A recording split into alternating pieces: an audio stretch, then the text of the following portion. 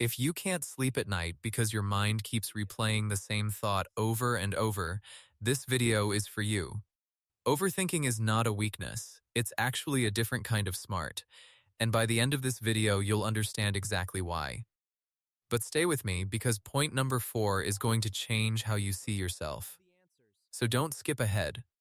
Here's something wild. The average person has thousands of thoughts a day.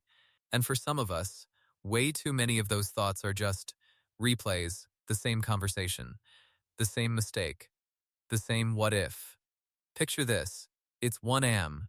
Your body is tired, but your brain opens up a memory from 3 years ago, that one embarrassing thing you said at a party, and it just won't let it go. Sound familiar? If you've ever lay awake fixing a text message in your head or thinking of the perfect comeback 5 hours too late, you're not broken. You're not weird. You're just built a certain way. And in the next few minutes, I'll show you exactly why. Point 1, here's the truth. Overthinking is not a bug in your brain. It's your brain trying to protect you. Think of it like an alarm system. Your mind keeps replaying the moment because part of it thinks, if I go over this enough times, it won't hurt me again.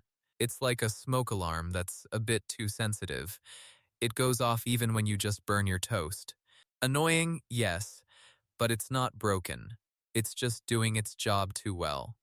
If this happens to you too, if you replay old moments looking for a lesson, you're not weak. Your brain is just working hard to keep you safe. The problem isn't the intention, it's that the alarm never learned when to stop. And that brings us to something even more interesting. Keep watching. Point 2, people who overthink are usually people who feel things deeply. You don't replay a conversation you didn't care about. You don't lie awake thinking about a friendship that meant nothing to you. Overthinking is often just care with nowhere to go. You're not stuck in your head because you're irrational. You're stuck because you actually want to get it right. To be a good friend, a good partner, a good person. If this is you too, if your mind won't let go because you truly don't want to hurt anyone that's not a flaw, that's a big heart. Most people think about something once. You think about it 20 times. That takes real depth. But here's where it gets even more interesting. Point 3, overthinkers are natural pattern spotters.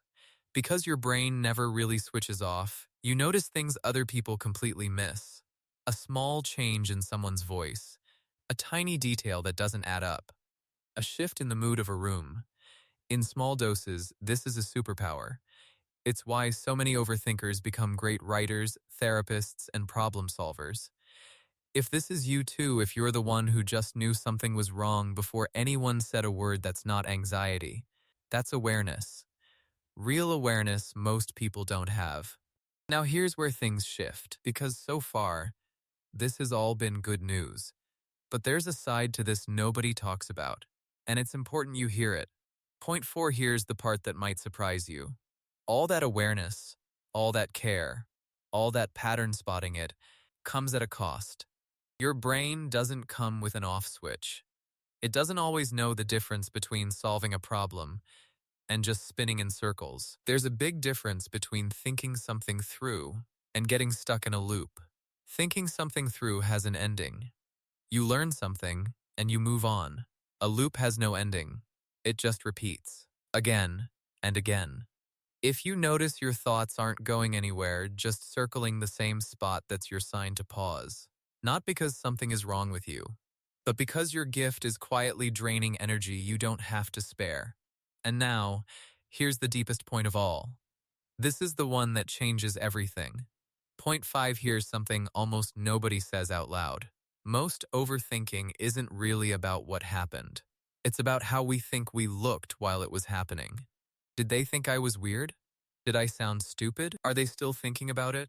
Underneath all of it is one quiet fear. Am I still okay in their eyes?